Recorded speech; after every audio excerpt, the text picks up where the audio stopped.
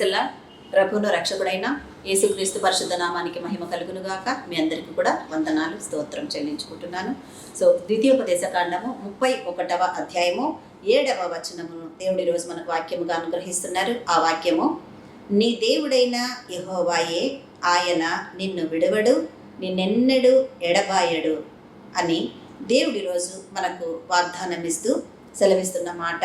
నీవు నిబ్బరము కలిగి ధైర్యముగా ఉండుము, యెహోవా ఈ ప్రజలకు ఇచ్చుటకు వారి పితరులతో ప్రమాణము చేసిన దేశమునకు నీవు వారితో కూడా పోయి దానిని వారికి స్వాధీనపరచవలేను అని దేవుడు ఈరోజు మనతో మాట్లాడుతున్నాడండి. భయపడకుండా ఆయన ముందు ఈ వాక్యం అందుకొని ముందుకు కొనసాగుదాం. ఆయన సెలవిస్తున్నటువంటి మాట, నిబ్బరము కలిగి ధైర్యముగా ఉండుడి, భయపడకుడి, వారిని చూచి దిగులు పడకుడి. నీతో కూడా వచ్చువాడు నీ దేవుడైన యెహోవాయే, ఆయన నిన్ను విడువడు, నిన్నెడబాయడు అని దేవుడు ఈరోజు మనతో 6-7 వచనాల ద్వారా మనతో మాట్లాడుతున్నాడండి. ఇంతకు ఆ వాక్యం చదవబడినటువంటి వాక్యములో దేవుడు మొట్టమొదటిగానే నిబ్బరము కలిగి ధైర్యముగా ఉండుడి అని ధైర్యపరుస్తూ చెప్తున్నటువంటి మాట ద్వారా వాక్యాన్ని మొదలుపెట్టాడు కదండి దేవుడు. ఇప్పుడు భయపడకుడి, వారిని చూచి దిగులు పడకుడి అని అంటున్నాడు. ఎవరండి వారు? ప్రియ సహోదరి సహోదరుడా, ఈరోజు మీరు ఎవరి చేత తరమబడుతున్నారో, ఎవరి చేత కృంగిపోయి ఉన్నారో, ఉదయం లేవగానే ఎవరిని మేము ఎదుర్కోబోతున్నాం, ఏ అప్పులోళ్ళు ఇంటి దగ్గరకు వస్తారా, ఎవరికి కట్టాల్సిన పరిస్థితి ఉందా, వాళ్ళకి ఏం జవాబు చెప్పాలి, మేము ఈరోజు ఎట్లా గడుస్తుంది, ఏ విధంగా ఉంటుంది, మేము ఎందుకు ఇలా కృంగిపోయే పరిస్థితుల్లో ఉన్నాం, ఎంత ప్రార్థనలు చేసినా మా ఈ పరిస్థితి ఇలా ఉండిపోతుంది ఎందుకని ఈరోజు సతమతమైపోతూ దినాన్ని మొదలుపెట్టిన వాళ్ళైతే ఉన్నారు కదా.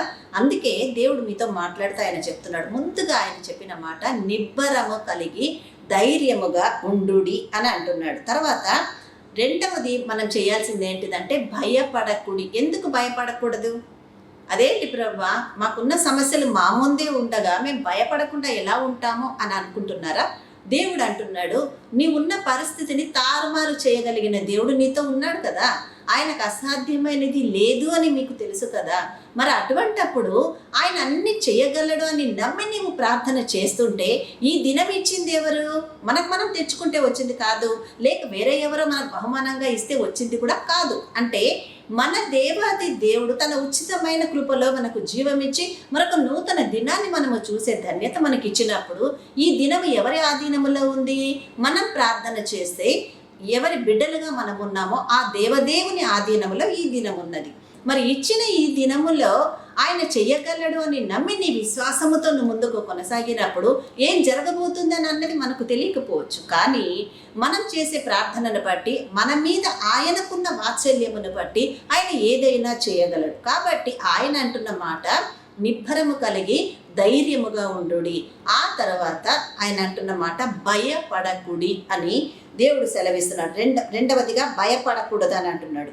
ఆ తర్వాత వారిని చూచి దిగులు పడకుడి. ఈరోజు నిన్ను ఎవరైతే తరుముతున్నారో, ఈరోజు నువ్వు ఎవరికైతే జవాబు చెప్పాల్సిన పరిస్థితి వస్తుందో, లేక ఈరోజు ఎక్కడైతే లోన్లు కట్టుకునే పరిస్థితి ఉందో, లేక ఈరోజు ఎవరి ముందైతే సమాధానము చెప్పాల్సిన స్థితి మీకుందో, కానీ దేవుడు మీతో మాట్లాడుతున్నాడు. మీరు కనుక వారిని చూచి దిగులు పడకుడి. ఎందుకు దిగులు పడద్దంటే ఎట్లా ప్రభా? మేము ఈ లోకములో ఉన్నాం కదా.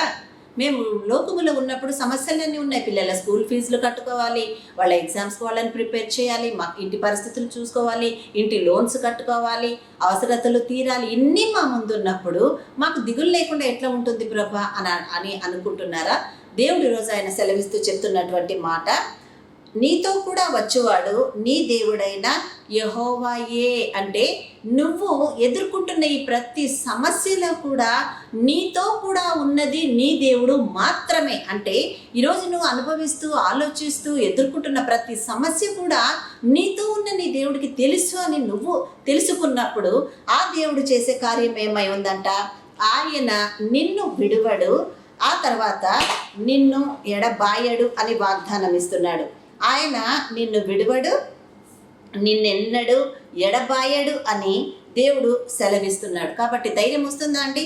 ఎన్ని సమస్యలైనా రావచ్చు, ఇంకెన్ని బాధలైనా రావచ్చు, ఇంకెన్ని శోధనలైనా రావచ్చు. ఈరోజు నువ్వు ఉంటున్న పరిస్థితి నా వలన కాని పరిస్థితి, నేను ఎదుర్కోలేని స్థితి అని నువ్వు అనుకుంటున్నావేమో. కానీ నీ వలన నా వలన ఎప్పుడు ఏది కాదండి. కానీ మనల్ని నడిపించేది, మనకు తోడున్నది, మనల్ని విడువని దేవుడు, ఎడబాయని దేవుడు, మన కొరకు తన ప్రాణం పెట్టిన పరిశుద్ధుడు మనకు తోడున్నప్పుడు ఆయనకు సర్వము సకలము సాధ్యమై ఉన్నది. ఆ దేవుడు ఈరోజు నీ దగ్గరకు వచ్చి జవాబు చెప్తుంటే నమ్మవా? ఈరోజు నీతో మాట్లాడుతుంటే నమ్మకం కుదరట్లేదా? నువ్వు నమ్మినప్పుడే కదా దేవుడి కార్యాలు చూస్తావు. నమ్ముట నీ వల్లనైతే నమ్మవానికి సమస్తము సాధ్యము అని అన్నాడు. ప్రియ సహోదరి సహోదరుడా, ఈరోజు ఏ కార్యాన్ని చూడకుండా మీరు నిలబడిపోయి ఉన్నారేమో. మీ నమ్మకం బహుశా దేవుళ్ళో సన్నగిల్లుతుందేమో. గమనించారా ఎప్పుడైనా? అందుకే మీతో మాట్లాడుతున్నాడు దేవుడు. నిన్నెన్నడూ విడువను, నిన్ను ఎన్నడూను ఎడబాయను అని అంటున్నాడు. అంటే ఏ రోజే కాదు, ఏ రోజు నువ్వు ఉన్నన్ని దినాలు నిన్ను విడువని ఎడబాయని దేవుడు నీకు తోడున్నప్పుడు నీ పరిస్థితిని చూసి ఎందుకు కృంగిపోతున్నావు? నువ్వు నీ పరిస్థితులను బట్టి ఎందుకు నువ్వు కృంగిపోతూ బలహీన పడిపోతున్నావు? ఏ స్థితిలో నువ్వు నిలబడ్డా కూడా ఈరోజు నీకు దిక్కు దశలన్నీ దేవుడై ఉన్నప్పుడు, కీర్తనల గ్రంథంలో ఆయన అంటాడు కదా, ఏమంటున్నాడు ఆయన? యెహోవా నా కాపరి, నాకు లేమి కలగదు. ఆ తర్వాత గాఢాంధకార లోయలలో నేను సంచరించినను, నీ దుడ్డు కర్ర ఏ అపాయమునకు నేను భయపడను, నీ దుడ్డు కర్ర నీ దండము నన్ను ఆదరించునని దేవుడు సెలవిస్తున్నాడు కదా. అదే దేవుడు ఈరోజు నీ దగ్గరికి వచ్చి నిబ్బరము కలిగి ధైర్యముగా ఉండుడి, భయపడకుడి అని సెలవిచ్చి, వారిని చూసి దిగులు పడకుడి. నీ పరిస్థితులను చూసి నీ దిగులు పడద్దు. దేవా, పెద్ద కార్యం పెట్టుకున్నాం దేవా, దానిలో ఎలా నడుస్తామో మాకు తెలియదు. మా శక్తి సామర్థ్యాలను మించిన కార్యమై ఉంది, మా స్థాయిని మించిన కార్యమై ఉంది. మా వలన ఏం జరుగుతుందో అని అన్నది నీ చింత, నా చింత, మన చింత కాదండి. నిజంగా నువ్వు హృదయపూర్వకముగా విశ్వాసముతో దేవుని నమ్మి ఈ భారమును నువ్వు ఆయనకు అప్పగిస్తే వారిని చూచి దిగులు పడకుడి అని ఆయన మాట్లాడుతూ, ఎందుకంటే నీతో కూడా వచ్చువాడు నీ దేవుడైన యెహోవాయే అని దేవుడు అంటున్నాడు. ఆ దేవుడు ఏం చేస్తాడు? నీతో కూడా వచ్చి నిన్ను విడువడు, నిన్ను ఎడబాయడని నీకు వాగ్దానం ఇచ్చి నడిపిస్తున్నాడు. ఇంత ఆదరణ ఇచ్చి ఆ పరిశుద్ధుడి వాక్యంను అందుకున్నప్పుడు నీ స్థితిగతులను మించిన గొప్ప దేవుడు నీకు తోడై ఉన్నాడు. లోకములో ఉన్నవాని కంటే నీలో ఉన్నవాడు గొప్పవాడు ఈరోజు నీ ఎదుటకు వచ్చి నీకు వాగ్దానం ఇస్తున్నాడు. ఆ ధైర్యం తెచ్చుకొని నీ భారమంతా దేవుడి మీద వేసి దినము ఆయన చేయు కార్యముల కొరకు కనిపెడుతూ ముందుకు కొనసాగు. దేవుడు నిన్ను సమృద్ధిగా ఆశీర్వదించి దీవించును గాక. ఆమేన్, ఆమేన్, ఆమేన్. హల్లెలూయా. ప్రార్థన చేసుకుందాం. హల్లెలూయా, హల్లెలూయా, హల్లెలూయా.